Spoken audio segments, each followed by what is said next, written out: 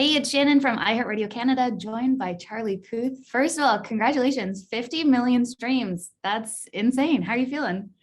It's really, and that's just on like one thing too, which is wild to me. And I think it went up four, like in the past couple of days. Um, it's a really great feeling because I feel like the audience that I've accumulated on TikTok has written the song with me. And I feel like they're along with this journey with me. So now when they hear it on iHeart and wherever they listen to music, they feel like they're a part of it. So that's very special. Yeah, I feel that way as well. Just like watching you do everything. I love the behind the scenes. It's so great. And also just thank you for such a fast song because as a radio host, getting to play it, it's such a joy. Well, that makes, yeah. Is it really like exciting, like pressing play on it because you can like speed it up a little. You guys speed it up like a little bit, right, to fill in ad time. So it's. I don't know if we do on ours, but a lot of radio stations do. Yeah. I love how it like sounds in the car when it's like a little staticky too. If you're like going through an area, it's really like that's why you got to listen to it on the app. But you know what I mean. Yeah, definitely. I know obviously TikTok has played a big part in your album. You've been creating your album on TikTok, but has doing all of this through TikTok, has it changed the outcome at the end of what the album is now? Well, it's just made me think differently about how songs are written. Like the way that I used to write songs, everything was so regimented. It had to be 3 minutes. It was very much in a box. Like the verse is the verse, you have the intro, and then the pre comes. And I don't think I've ever written a song like Light Switch before, where there's a sound effect. I just wanted it to be I wanted it to be almost theatrical downright. I wanted it to feel like you're like touching the song. It was so visual, overly visual, if that makes sense.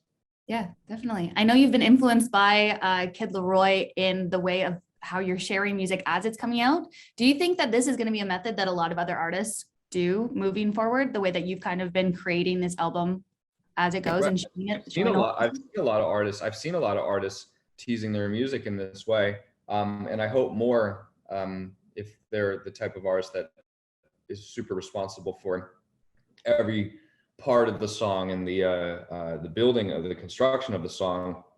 I hope that they share how the song was made from a sonic level. But even if they're not, maybe they make songs differently, and the outcome is the same. There's so many interesting things that people don't show off about themselves when they're in the studio. They think that the meaning of an artist is to just be to hide yourself from the world, and then you come out with the new music. They don't realize that it's the best way to do it right now is to overshare, and I'm oversharing. I'm anti-artist. Yeah, I like that. It's kind of like the opposite of Frank Ocean, for example, who just like doesn't, it's so mysterious in that way. Yeah, but it works for Frank because his music comes out incredible. So maybe that works for him. This just oversharing works for me. I wouldn't do well with Frank's method. Right. I do appreciate the amount of oversharing that you're doing and the vulnerability that you've talked about with this new project. Was that something that was hard for you to tap into? It was for a while, especially in 2019, where I felt like I was just putting a huge front on. I was pretending to be something that I wasn't musically. And Elton John was the person who told me that I had to quit doing that and just get back to making music myself, which is, how the best, in his opinion and in mine as well, came out. And so if it wasn't like we were instances instances with him, running into him at a restaurant and telling me that, I don't think I'd be talking to you right now about my third album that I'm going to call Charlie, and it being my most vulnerable work. Yeah. What kind of conversations do you have with yourself around that to get to that place? Just a lot of, I wasn't around people, and I usually write most of my songs after being with friends or getting off stage. So I had to revisit a lot of memories in my mind. Like that thing I said 4 years ago, I say to myself, well, what did I mean by that? And what would that sound like if I if put some melody to that? That's where the TikTok thing, what if I put a song together? Like that's where that came from. It's just me talking to myself out loud. Mm-hmm. That's cool.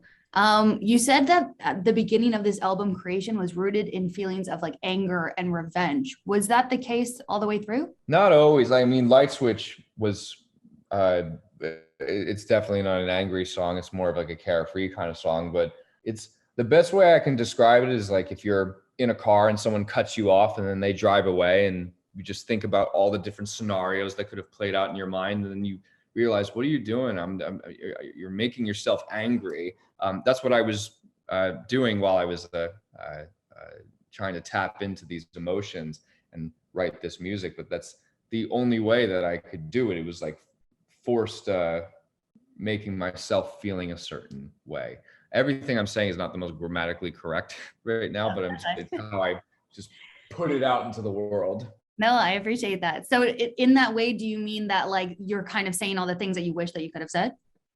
Yes, exactly. And I'm actually going to say it like that because the way that you said it was much better. Is there anything that you wanted to make sure that you included in this album that you haven't included in albums in the past? I wanted to include my low register. I never sing low. I want to make sure that I like sing. Not everything has to be high up in the heavens. So you're going to hear me singing like different, like I almost like singing different characters. I was always inspired by like how Lady Gaga and Nicki Minaj like would emote different characteristic things in their vocals, and I almost like play different characters. So I kind of like playing around with that as well. It's more interesting when you hear what I'm singing about than me just like talking about it. But that's why I'm very excited for people to actually hear the record when it comes out. Yeah, and it is nice, like we were talking about, that you have been revealing so much about it, because typically in an interview where there's been a single out, but we don't know too much about the album, then there isn't too much to ask. But you've already like kind of leaked some songs and sounds, and I know some track titles and things, which is so cool. That makes me so happy. Like there's a song I'm working on that I posted TikTok about the other day called That's Hilarious, which is one of the hardest songs I ever had to write during like a time period of my life that was just not good. And that song is almost like rooted in slight bittersweet anger, and like, oh, now you want to come back to me, and or now you're paying attention to me, and that's a feeling that everybody has experienced, but maybe a lot don't get a chance to hear it in the music that they like. So maybe they'll like that song alongside Light Switch as well. Right. So That's Hilarious, which fans believe is going to be your next single that comes out next Friday. What are your thoughts on that? I don't know if that's true, but I know that it's coming out very soon. I don't know. I also forget where I'm going tomorrow. So maybe it is coming out Friday and I just didn't realize. Right. Another fan theory is that your album is coming out on August 12th. Do you want to confirm, deny, I think, I will say that I've seen 5 theories and one of them is true. Okay. That's something. Yeah, that's something. I don't want to get in trouble with the record label and be like, why did you go on the radio and talk about this and then this is not happening? Or maybe it is. I don't even remember what I had for breakfast this morning. Yeah, exactly. Yeah. What did you have for breakfast? Do you know? I forgot to eat breakfast. Oh, so it's the most important meal of the day. I know. Has it been fun watching fans try and pick apart the music video and find the Easter eggs and all that?